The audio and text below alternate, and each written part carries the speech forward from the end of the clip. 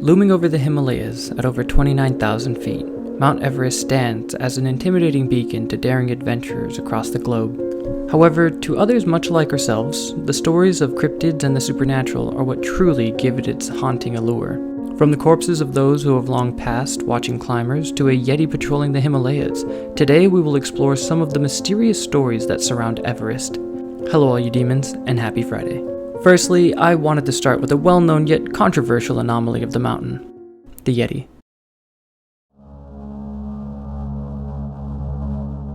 While exploring, a religious historian learned that even before the founding of Buddhism, there was a legend of a glacier being, or a wild man. At that point, it was all simply legend, until 1832. James Prinsip's journal mentioned a large ape-like creature fleeing from them as they were hiking up the mountain. While ridiculous at first, it did catch the attention of a few professors. Lawrence Waddell was one of the professors that decided to investigate these accounts. Upon investigation, he noticed that there were many stories that shared the same fact that this ape-like creature had incredible strength and violent interactions. Although they all did share a lot of interesting details, they were simply personal accounts rather than professionally logged or documented. That is, until 1925. A member of the Royal Geographical Society, Mr. Tombazi, documented seeing a human-like creature pick rhododendrons occasionally about 200 yards from them. After it left the location, the team was finally able to get close enough to get the photographic evidence that the accounts lacked. 26 years later, Eric Shipton, another adventurer, took some photos that really puzzled viewers. To some, this was true evidence of a Yeti. To others, only a case of a hiker with macrodactyly, aka localized gigantism. By this time, the legend of the Yeti or the abominable snowman was known across the globe. Soon people began to find Yeti scalps that were easily explained as other mammals of the area, and footprints that were just other animals of the area yet again, till eventually, like Bigfoot, all the evidence felt explainable. And while this all sounds fake and ridiculous, it doesn't stop explorers as recent as of 2010 reporting abnormally large footprints in a large Yeti. As much as our cryptid hearts may yearn for a true abominable snowman, scientific evidence has yet to support this, although one can only imagine how real these accounts may be to those who witnessed this Yeti in that moment compared to us in the comfort of our homes.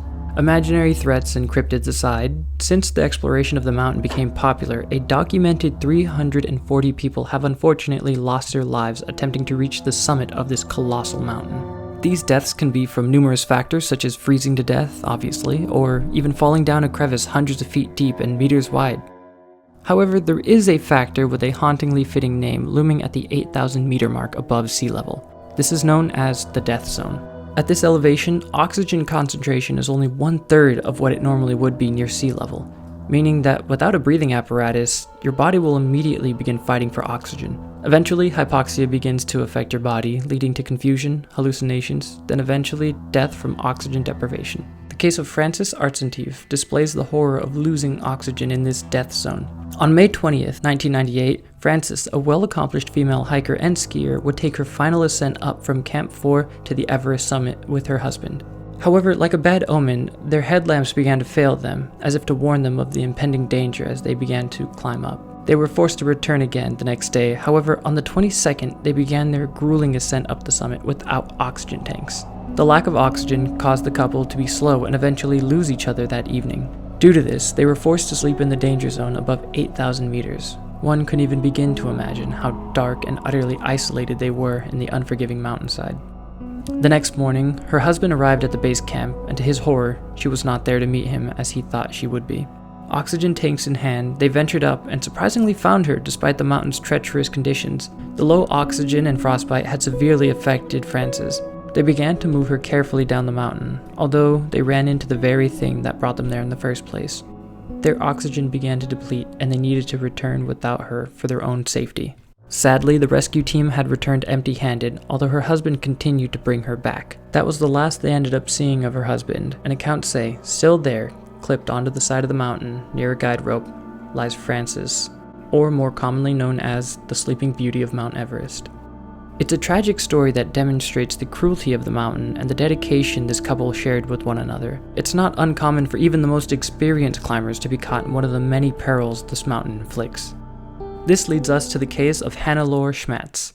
In a team with her husband as guide, they descended from the southeast ridge at 8,300 meters. As night fell and they prepared to stop, their Sherpa guide knew that they had to push forward as to not be caught in the violent snowstorms. The team was not only still in the low oxygenated death zone, but also enduring exhausting conditions of wind and snow. This is when they lost one member of the group, only to be followed by Schmatz herself. Collapsing, all she could do was unfortunately ask her accompanying Sherpa for water, till she eventually passed.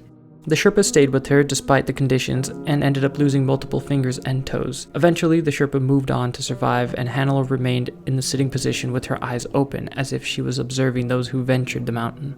A writer and adventurer who encountered her remains wrote, "It's not far now. I can't escape the sinister guard. Approximately 100 meters above Camp 4, she sits leaning against her pack, as if taking a short break. A woman with her eyes wide open and her hair waving with each gust of wind. It's the corpse of Hannelore Schmatz. She summited but died descending. Yet it feels as if she follows me with her eyes as I pass by. Her presence reminds me that we are here on the conditions of the mountain."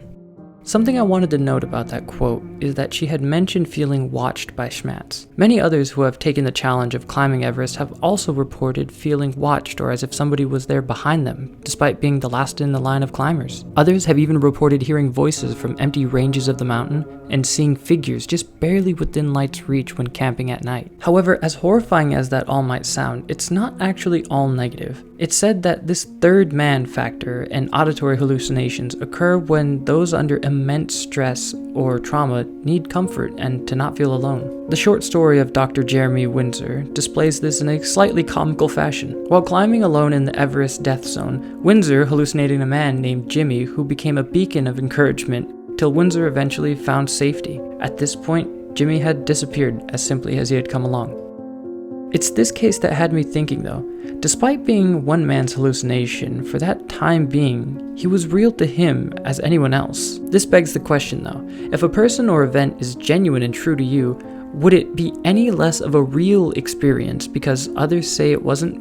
For this reason, I think that there's a sense of truth to the paranormal cases that we end up researching on this channel. Thank you all so much for watching. Now I know there's a lot of stories that I may not have included, but I just decided to collect the ones that I found really interesting and present them in this video. There is a case that I did cover in a previous video that I didn't end up covering in this one, which is the story of Beck Weathers. It is insane, incredible, and he survives at the end, which is a bonus. But if you did want to watch that one, I will leave a link to the video on the left or the right side of the screen right now. If you like this video, don't forget to leave a like and subscribe for more spooky content like this. And as always, stay spooky. Bye-bye.